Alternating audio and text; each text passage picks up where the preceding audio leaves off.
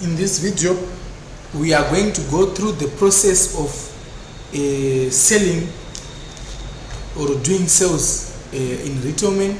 So to do that, you can just click on that trolley and then you can start scanning your products. So let's say I scan that chocolate. I put maybe cup plastic, and it's now showing me that it's $4.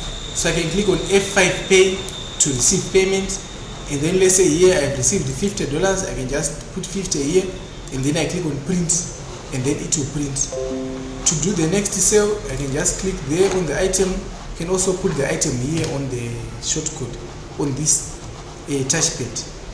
But if the items are not there, you need to come here and search your items from here. HP, and our invoice is showing 120. Click F5. Let's say I've received in check. I put print to print. So that's it for doing sales at the point of sale in a Retailman. Let me just do one last more time. HP is going for $100. Let's say I enter another item there. So let's say maybe I want to put 3 HPs. I can click there and then click here and say 2.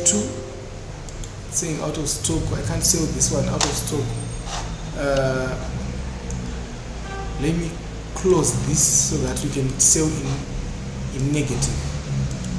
So this is how we also enable or disable how to sell in negative. So you go to sales, then you untick where it's written on if no stock. I think that's it, and save. So let me go back to point of sale again. So I click on that trolley. I'm selling my HP. So I want to put quantity here 4. So I click there and put 4 on my keyboard, or I can just click 4 from there. Then my 4 is now appearing. Let's say I sell another item again, cup plastic, quantity 6, enter. I enter another item, chocolate. So let's say maybe the customer wants to remove some of the items. He wants to remove cup plastic. You need to come and click here on this column under part number.